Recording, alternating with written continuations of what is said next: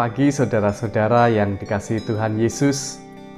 Berjumpa kembali dengan saya, Pendeta Yohan Purwanto dari GKJ Kiara Condong di dalam program Witness Day Morning Spirit.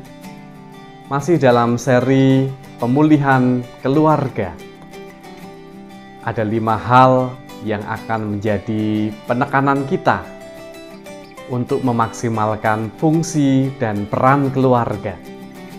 Yang pertama adalah prokreasi atau bertujuan yang kemarin sudah kita bahas.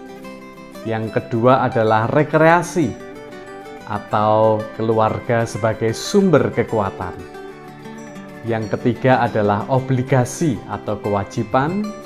Yang keempat adalah relasional, kedekatan emosional. Dan yang kelima adalah keluarga sebagai edukasi, transfer ilmu, transfer iman, transfer nilai-nilai, dan sebagainya. Dan saat ini kita sampai pada yang kedua, yaitu keluarga sebagai sumber rekreasi, sumber kekuatan, sumber kebahagiaan. Sebelumnya mari kita menghadap Tuhan di dalam doa. Ya Tuhan, kami kembali menghadap kepadamu. Dan pagi ini kami akan mengawali aktivitas kegiatan kami dengan mendengarkan firman-Mu. Sungguh kami sangat bersyukur firman itu boleh mencelikkan, menuntun kami. Oleh sebab itu, kuasailah kami dengan hikmat-Mu ya Tuhan. Juga hamba-Mu ini, Tuhan yang memberkati. Inilah doa kami. Dalam nama Tuhan Yesus, kami berdoa. Amin. Sebagai dasar firman Tuhan pada saat ini,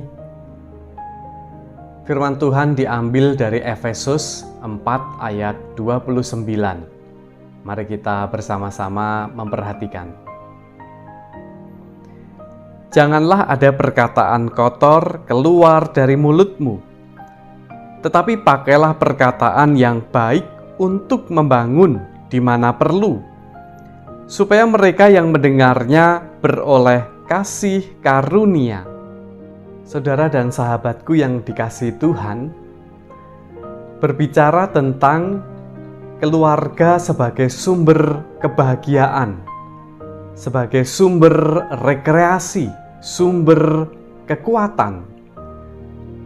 Itu bukan berarti bahwa di dalam keluarga harus melakukan rekreasi ke sebuah tempat atau bahkan ke luar negeri. Apalagi membutuhkan biaya yang begitu mahal. Maksudnya tentu tidak seperti itu. Tetapi apabila itu dilakukan pun juga tidak ada salahnya. Tapi sebenarnya esensinya tidak di situ. Lalu di mana esensinya? Justru setiap aktivitas apapun itu yang dilakukan bersama anggota keluarga, yaitulah yang mendatangkan sukacita. Itu sudah bisa disebut sebagai rekreasi. Tidak perlu harus ke tempat yang jauh, ke luar negeri, mengeluarkan biaya yang banyak dan sebagainya. Tapi aktivitas keseharian kita, entah itu masak bersama, bersendau gurau, apapun itu, itulah sudah bisa menjadi sumber kebahagiaan, sumber rekreasi.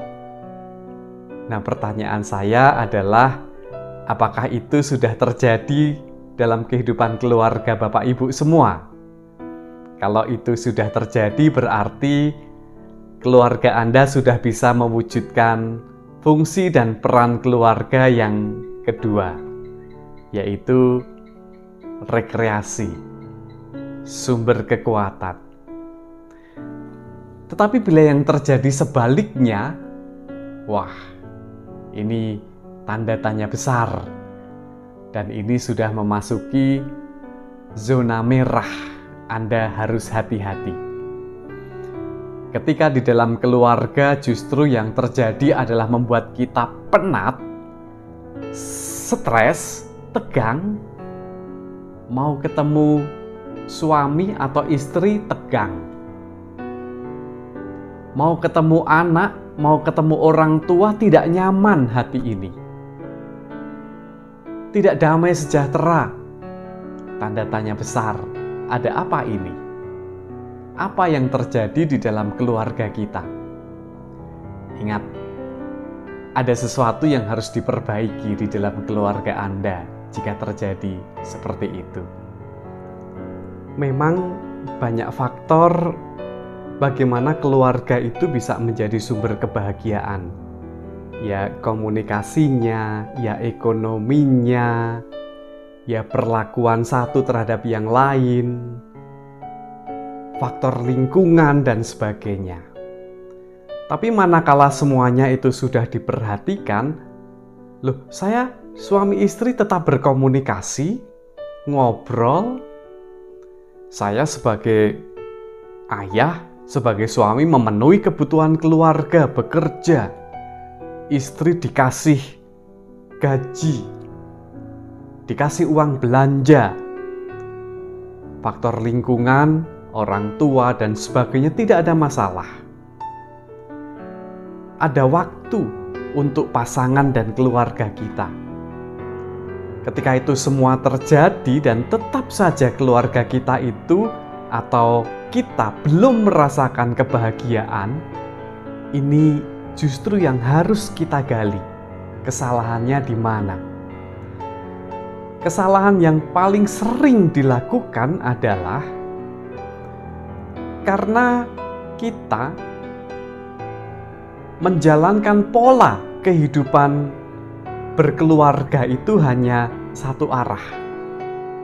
Seperti apa yang saya lakukan saat ini ya, menyampaikan materi kepada saudara-saudara semua itu satu arah, itu tidak masalah.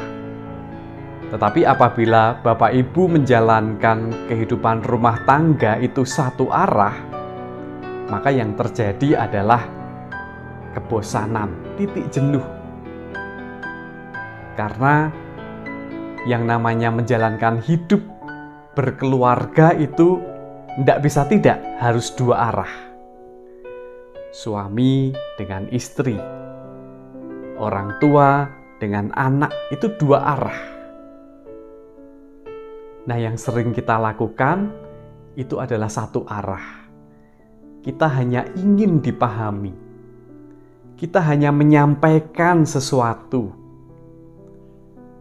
Kita hanya berbicara tanpa mau mendengar dan bagaimana memahami perasaan lawan bicara kita. Pun itu adalah anak, istri, pasangan hidup kita. Sehingga yang terjadi adalah tidak connect, tidak nyambung. Karena kemudian merasa tidak dianggap. Yang terjadi adalah bosan. Padahal di dalam keluarga sebenarnya tidak akan pernah berhenti dan habis materi untuk menjalin relasi. Semua hal itu bisa kita jadikan, entah itu obrolan, entah itu sendau gurau, dan itu tidak akan ada habisnya. Entah itu aktivitas, tidak akan ada habisnya, dan semuanya itu bisa mendatangkan sukacita. Tapi yang terjadi adalah kebosanan, kemudian menghindar, menjauh. Bisa kita lihat dari hal sepele yang terjadi sehari-hari. Apakah kita lebih sering menyentuh HP kita, atau kita lebih sering menyentuh pasangan kita dengan ekspresi kasih, sayang? Apakah kita lebih sering menyentuh anak-anak kita dengan kasih, dengan mesra, atau kita lebih sering menyentuh HP kita? Kualitas hubungan keluarga memang saat ini sungguh mendapatkan ujian. Tetapi bila hubungan itu mendatangkan sukacita, satu dengan yang lain merasa saling dipahami, saling diperhatikan, saling dimengerti, saya yakin semuanya akan mendatangkan kebahagiaan, menjadi sumber rekreasi, menjadi sumber kekuatan manakala kita penat, jenuh, capek menjalani banyak masalah di dalam kehidupan ini. Jangan sampai kebalikannya ya Bapak Ibu semua, yang terjadi keluarga adalah sumber kejenuhan kita. Nah, bila itu terjadi, tanda-tandanya adalah di dalam teks kita pada hari ini.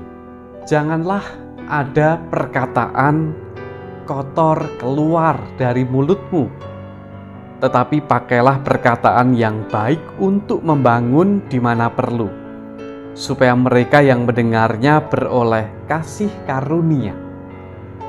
Ketika kata-kata kotor mulai keluar, umpatan, hinaan, kata-kata dengan nada tinggi, bahkan sampai pada titik tidak berkata-kata. Bukan hanya kata-kata kotor lagi, tetapi tidak mau berkomunikasi. Nah, kita harus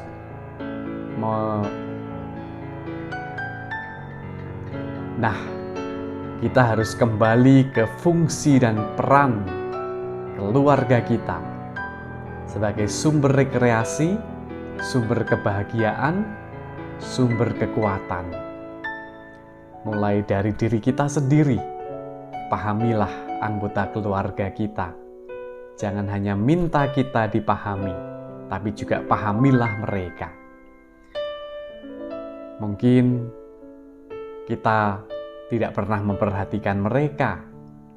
Mungkin kata-kata kita terlalu egois. Mari kita kembali fungsikan peran dan fungsi keluarga. Selamat pagi, Tuhan memberkati. Mari kita akhiri dengan bersama kita menghadap Tuhan di dalam doa.